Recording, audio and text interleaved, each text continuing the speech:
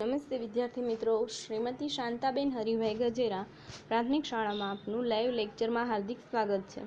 ધોરણ 5 વિષય ઇંગ્લિશ, જેમાં આજે આપણે આર્ટિકલ વિશે ભણીશું. આર્ટિકલનો ગુજરાતી અર્થ આમ થાય ઉપપદ. આર્ટિકલના કુલ 2 પ્રકાર છે. એક છે ઇનડેફિનેટ આર્ટિકલ્સ અને ડેફિનેટ આર્ટિકલ્સ. ઇનડેફિનેટ આર્ટિકલ્સ એટલે અનિશ્ચિત આર્ટિકલ્સ એમ, અને ડેફિનેટ આર્ટિકલ એટલે નિશ્ચિત આર્ટિકલ. અનિશ્ચિત આર્ટિકલની અંદર એ અને એન એમ 2 આર્ટિકલ છે, અને નિશ્ચિત આર્ટિકલની અંદર ધ આર્ટિકલ આવેલું છે. પેલું છે એ અને એન આર્ટિકલ ક્યાં કેવી રીતે શબ્દની આગળ લગાડવામાં આવે છે એ અત્યારે આપણે જોઈશું. જે નામની બોલવાની શરૂઆત ગુજરાતીના સ્વરથી કરવામાં આવેલી હોય તો તે નામની આગળ એન આર્ટિકલ મુકાય છે. એક્ઝામ્પલ આપેલું છે એન અમ્બ્રેલા. અમ્બ્રેલા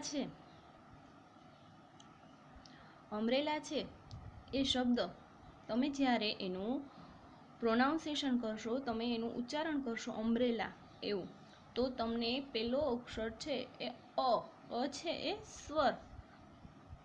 સ્વર છે, એટલા માટે ત્યાં એન આર્ટિકલ મૂકવામાં આવે છે. બીજું, જે નામથી બોલવાની શરૂઆત ગુજરાતીના વ્યંજનથી કરવામાં આવેલી હોય તો એ આર્ટિકલ મુકાય છે. એક્ઝામ્પલ તરીકે અ બાઇસિકલ. તો અહીંયા એક અંગ્રેજી શબ્દ આપેલો છે બાઇસિકલ. તો આપણે બાઇસિકલ જ્યારે ઉચ્ચાર કરીએ છીએ ગુજરાતી, ત્યારે બ એ વ્યંજન છે, તો એટલા માટે તેની આગળ એ આર્ટિકલ મૂકવામાં આવે છે. ત્રીજું, ગુજરાતીના સ્વર અ, આ, ઈ, ઉ, એ, ઐ, ઓ, ઔ, અહ, આ છે ગુજરાતીના સ્વર. ચોથું, ગુજરાતીના વ્યંજન. તો કે ગુજરાતીમાં ક્યાં ક્યાં વ્યંજન છે? તો કે જ્ઞથી કથી જ્ઞ સુધી એમ આખો કક્કો એ ગુજરાતીના વ્યંજન છે.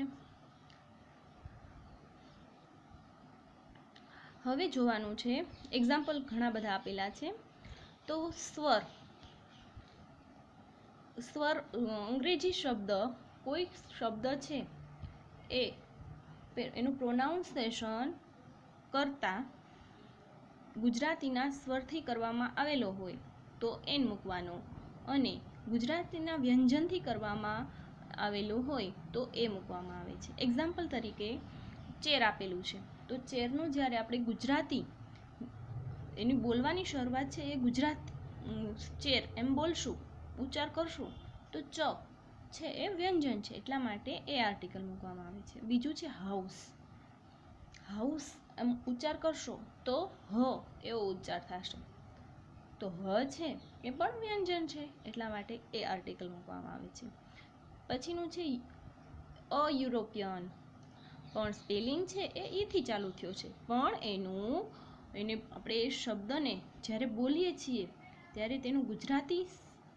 ત્યારે ગુજરાતીના વ્યંજનથી આનો ઉચ્ચાર કરવામાં આવે છે. યુરોપિયન ય છે એ વ્યંજન છે, એટલા માટે તેની આગળ એ આર્ટિકલ મૂકવામાં આવે છે. પછી છે એન અવર. ઉચ્ચાર થાય છે અવર, પણ સ્પેલિંગ છે એ જથી ચાલુ થાય છે. પણ આપણે આમાં ખાસ એ ધ્યાન રાખવાનું કે બોલવાની શરૂઆત અને તેનો ગુજરાતી ઉચ્ચાર ખાસ એના ઉપર જ ધ્યાન રાખવામાં આવે છે. તો એન અવર છે, અવર બોલો એટલે અ છે, એ સ્વર છે, એટલા માટે તેની આગળ એન આર્ટિકલ મૂકવામાં આવે છે. પછી છેલ્લું એન એસટી.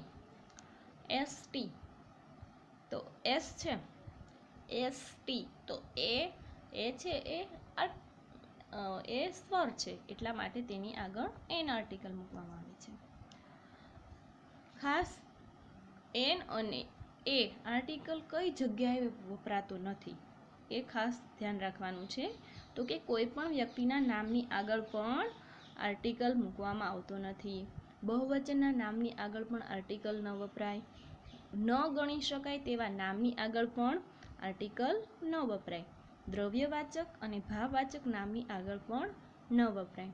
કોઈ પણ ક્રિયાપદની આગળ પણ આર્ટિકલ મૂકવામાં આવતો નથી. હવે પછીનો છે આર્ટિકલ ધ. જે કોઈ નામ દુનિયામાં એક જ હોય તો તેવા નામની આગળ ધ આર્ટિકલ મુકાય છે. એક્ઝામ્પલ તરીકે the sun, the moon, the earth, the Taj Mahal. The છે એ ધ આર્ટિકલ એ કઈ કઈ જગ્યાએ વપરાય છે એમ. તો કે ખંડોના નામની આગળ પણ ધ વપરાય છે, જેમ કે ધ એશિયા. મહાન સાગરોના નામ અને ટાપુઓ અને રણપ્રદેશોની આગળ પણ ધ વપરાય છે, ધ પેસિફિક. દિશાઓના નામની આગળ પણ ધ આર્ટિકલ મુકાય છે, તો કે ધ ઈસ્ટ.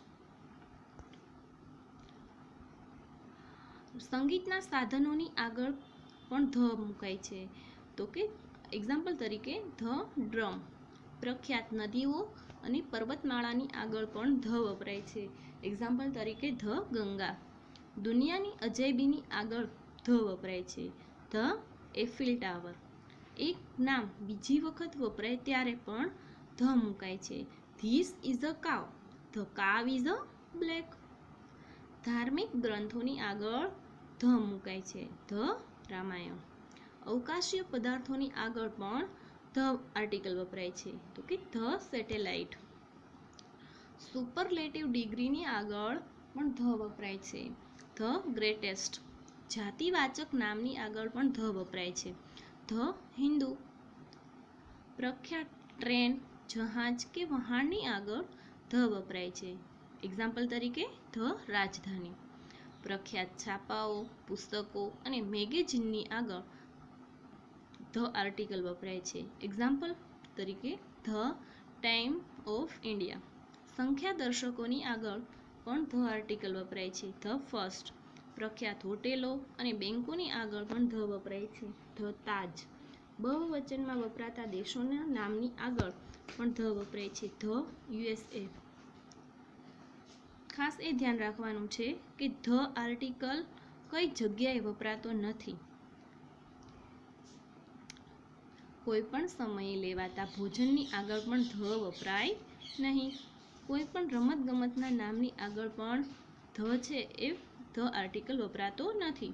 કોઈ પણ ભાષાના નામની આગળ પણ ધ આર્ટિકલ વપરાતો નથી. દ્રવ્યવાચક અને ભાવવાચક નામની આગળ પણ ન વપરાય. કોઈ પણ વ્યક્તિ, ગામ, શહેરો, રાજ્ય કે એકવચનમાં વપરાતા દેશોના નામની આગળ ધ આર્ટિકલ મુકાતો નથી. Thank you.